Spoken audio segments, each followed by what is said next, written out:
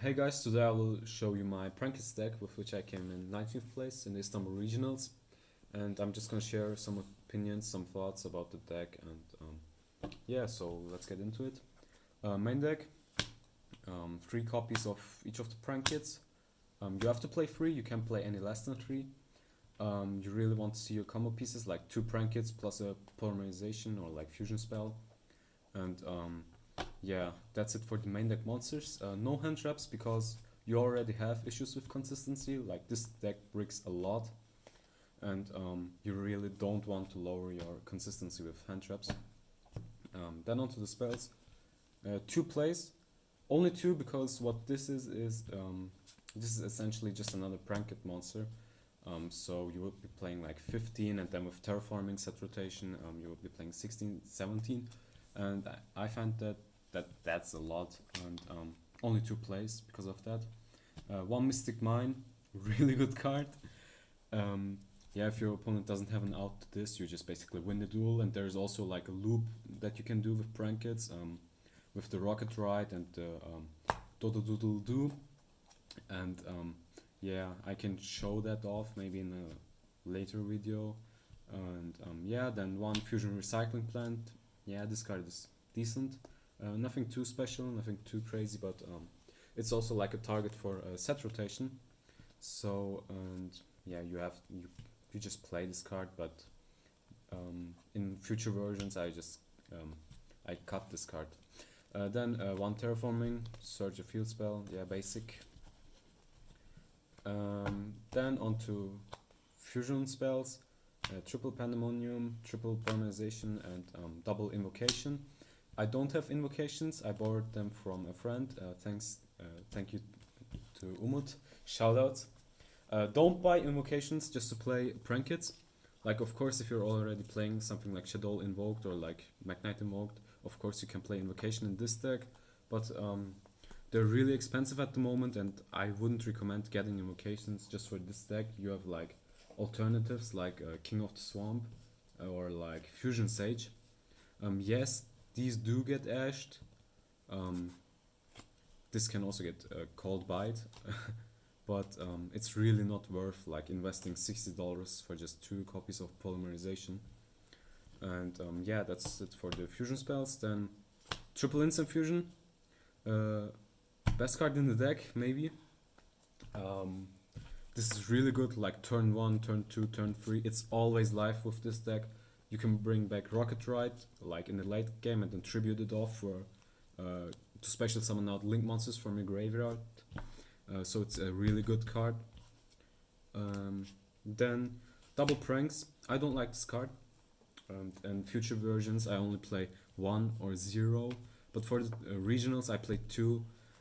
And I really didn't like this card, and yeah, I would play only 1 or 0 actually.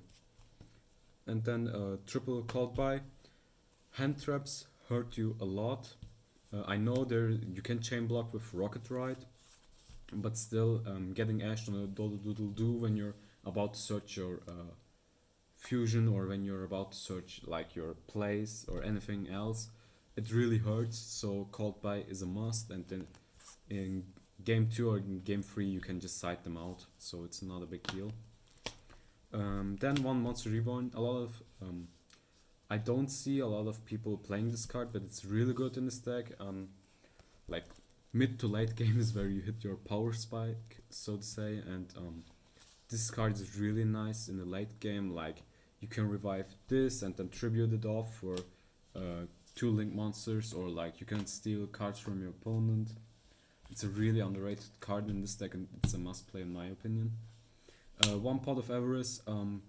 It's just basically Prankets pranks, but it's better, like in the aspect of recycling and late game.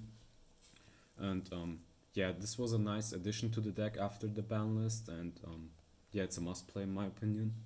1 Reasoning is also like a card that starts off your combos just as instant fusion, and yeah, you have a lot of targets, and yeah, your opponent basically has no chance of hitting your Prankets. Yeah, really nice card. And then 1 Upside Goblin for consistency. That's it with the spells. And then traps, one plan. One is enough. You could play two, yes, but I found one is enough. And then one skill drain. This hurts your opponent, but it really doesn't hurt you. Like it hurts your sure, it hurts do like the search effect. But other than that, it's a really nice card and it stuns your opponent. And yeah, it's a must play. Then onto the extra deck. Triple Rocket Ride, Best Fusion. You have to play free, like it comes up and yeah, late game, like for the late game, this card is a powerhouse. Then one Weather Washer. Yeah, I find one is enough, but you can also play two. One Raigeki, yeah, your boss monster. And then Lynx, two Doodle Doodle Doo, and two Bawa Bark. Yeah, it's a nice ratio. I wouldn't play like three of any of those, and maybe cut this down to one, but yeah. And then one Reborn Roaster, like Harpy Feather Duster, another boss monster you have to play. And then Link, other Link monsters, one Nightmare Sabers. This card is just bad, don't play this card. It never came up, I never made this, and it's just trash in this deck. Then one Borreload, one Borrel Sword. This is to OTK your opponent, and this is Borreload. Yeah, we're back. One Totally Awesome, like you can make this with two Dropsies, really good card, really nice stun card. And then one Abyss Dweller. Yeah, it's just a staple. Why no cards like Nightmare Phoenix or Unicorn? Basically with this deck, you don't really have like the discard fodder you have in other decks. Like you need two prank kits plus a polymerization, so that's 3 cards. And then you usually have something like another instant fusion or a called by, like cards that you don't want to discard or like cards that you need for the other turn. And you already have like a Raigeki and a Harpy's Feather Duster within the archetype, so there really is no need for those cards. And a lot of times, like I play like around 40-50 matches playtesting with this deck, and I never made a Nightmare Cerberus or Phoenix once. Yeah, then onto the side deck. Triple Denko Sekka. Yeah, staple card against back row decks. If you're going second, shuts down a lot of the decks, and you don't really need your normal summon in this deck. So I also played Lava Golem. Lava Golem over Sphere Mode because the burn effect is nice, because with the red prank kits and the blue prank kits, like when time is called you usually win because of your life points. Don't be a douchebag, don't like play for time, but when you reach like that last 3 to 4 minutes, you can be just safe, you can be comfortable, and knowing that there's like a 4,000 life points difference and your opponent has like no way to win that duel with time. Yeah, time rules exist, like we can't change that, but we can use it, to our advantage. Yeah, to our advantage, exactly. And then Triple Ventis Fiend.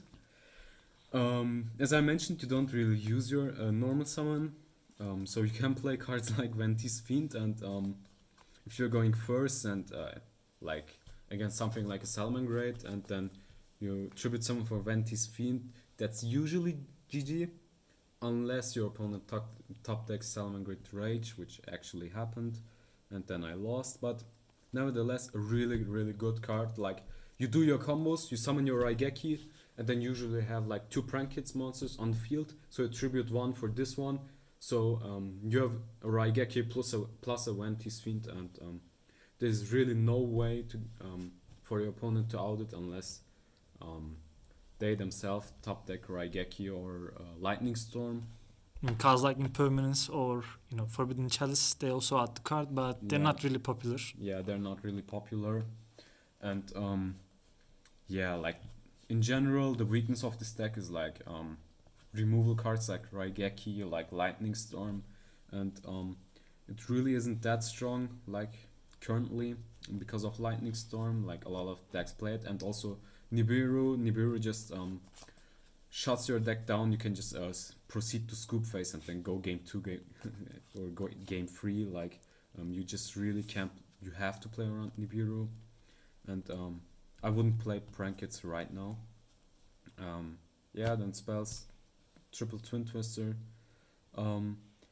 Yeah, just back row hate, and then triple. There can be only one. It shuts down your opponent, but you're not really affected by it. There can be only one. Like, sure, you are affected, but you have to play smarter than you normally would, because like there would be cases where I